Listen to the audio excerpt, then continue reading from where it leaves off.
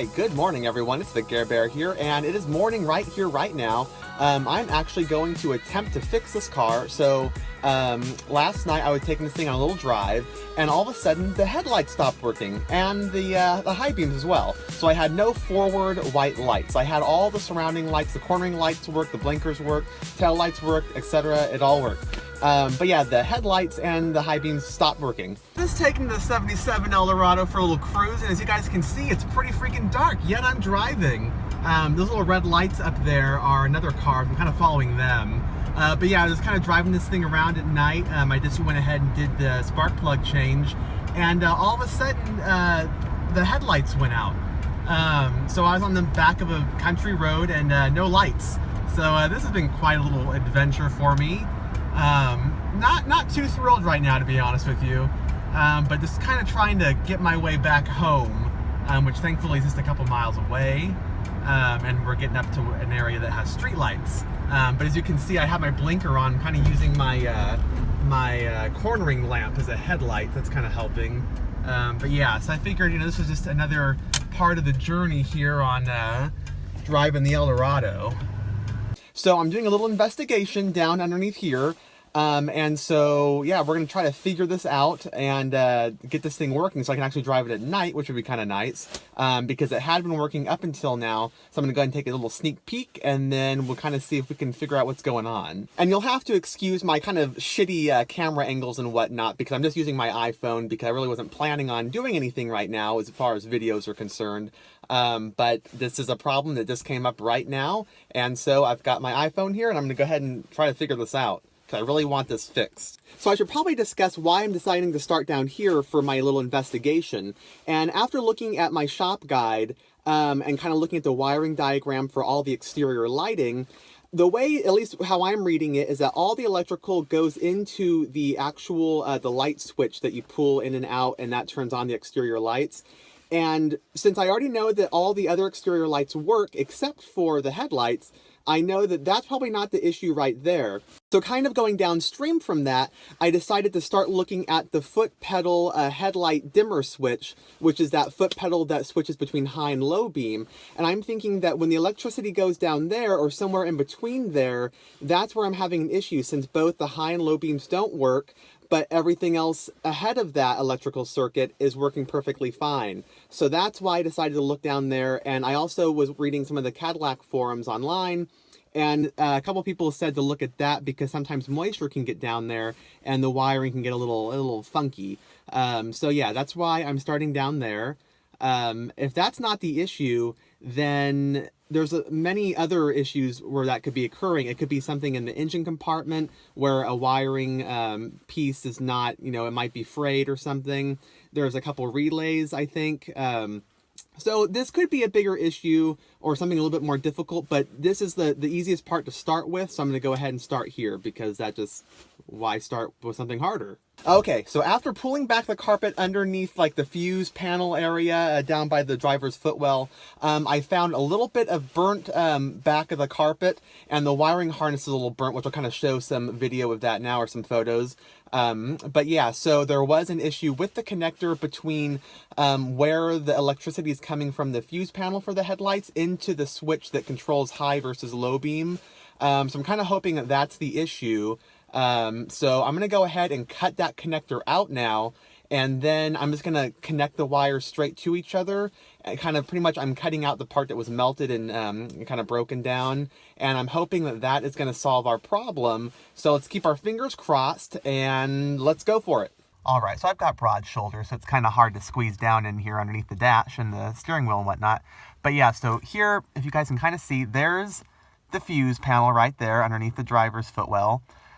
These wires right here come from the fuse panel, and it connects into this wiring harness, which is identical in wires, and this runs behind this insulation down up to the floor-mounted dimmer switch, which controls the high versus low beams for the headlights. And as you guys can see here, this was melted, and this connector is all jacked up. It's all melted. I mean, look at that. I'm kind of surprised this didn't start a fire or anything. So I'm going to go ahead and cut here, cut that off, and cut this here, and then just connect those wires together. each one just matching up the same colors.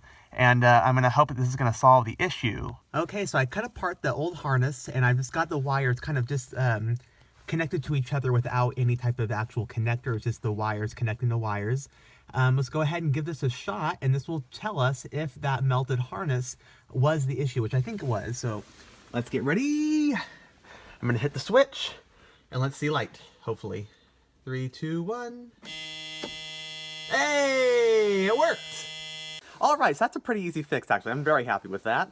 So far, this car's been full of small things that have been easy to fix, so I'm liking that. It's a good way to start learning.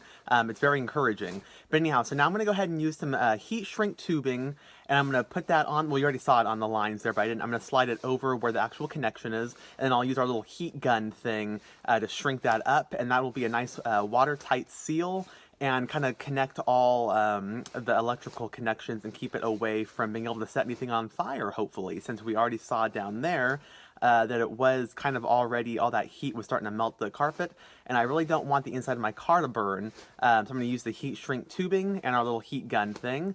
And then I'm going to test the lights one more time just to confirm that everything, all the connections are still good. But yeah, I'm very happy with this. I don't know what that was. Something just clicked over here. But anyhow, yeah, that was a really simple fix for this, because some other people have mentioned sometimes the ground in the engine compartment where they have it bolted up to the body of the car, sometimes that can go bad. Sometimes there's a relay somewhere that can go bad, or sometimes people will change this headlight switch out. But I had a feeling it was something to do with specifically just with the headlights, because like I said, the headlights work and the headlights did not work, but everything else, the taillights and everything did work. So I knew that the switch itself should be fine up here, not the dimming switch for the high and low beams, but the actual switch that turns on your running lights and stuff like that. That should be totally fine. Because I'm getting all the other lights to turn on and the dash lights work and everything. So that kind of helped me narrow it down to what wires are going specifically to the headlights. You've got your grounds up there, which we already talked about, which I didn't check, but I would have checked that next if this didn't work. And people said online on some of the Cadillac forums to go ahead and check this dimmer switch and the wiring that goes to that. And well, you know, I saw the melted carpet thing, and then I looked at the actual connection and saw that it was melted. And so this is where I started, and that happened to be a really easy fix. But yeah, so that was nice because I don't have to replace anything really, more expensive like an actual switch. This is just a connection. So let's go ahead and finish up with this, and then I'll get back to you guys. Okay, so you guys can kind of see down here, the heat shrink has already been done, and these connections look pretty good. So I think I'm just going to tuck this all back down in here and then put the carpet back up and call it a day. But yeah, so I think this went pretty smoothly. Everything works. I tested it after doing the heat shrink just to make sure nothing changed. And yeah, this looks pretty good. I might go ahead and put some electrical tape around this stuff too, just to give it an extra barrier of protection. But other than that, this looks pretty good, like a job well done. Okay, well, another project bites the dust. Definitely getting a lot of stuff done on the 77 Cadillac Eldorado. I like saying that's a nice name, Cadillac Eldorado. This sounds really nice, but anyhow, it's a side topic. But yeah, a lot of things have kind of been popping up in the short amount of time that I've had this car, but they've all been very easy to fix. And that's something I think everyone can kind of learn from, is that, undertaking an older car project like this, I've been very lucky. I haven't had a lot of big issues, but there's also a lot of small things that if you want to learn how to work on a car, this is a really good type of car. I mean, not even this specific car, but I mean, just like an older American car, something where parts are very plentiful and cheap. This is a good vehicle to practice on for me. But yeah, so this was how to how to fix headlights that aren't working in a Cadillac Eldorado. Probably, I don't even remember when this generation was made, like early 70s until like 78, through 78 probably. But yeah, that little connector was melted and bad. But yeah, I just got rid of that connector and wired the wires directly to each other. And that worked, and that was a really simple way to solve this issue, and now the car is once again functioning perfectly well. But yeah, if you guys found this video very helpful, please give it a thumbs up. I would really appreciate it. And if you want to see more about this car and what I'm going to do with it in the future, or more of my other cars like the Corvette, the Jeep Grand Cherokee, the Suburban, please subscribe to the channel One Brain Four Wheels. And yeah, until next time, I will see you guys then.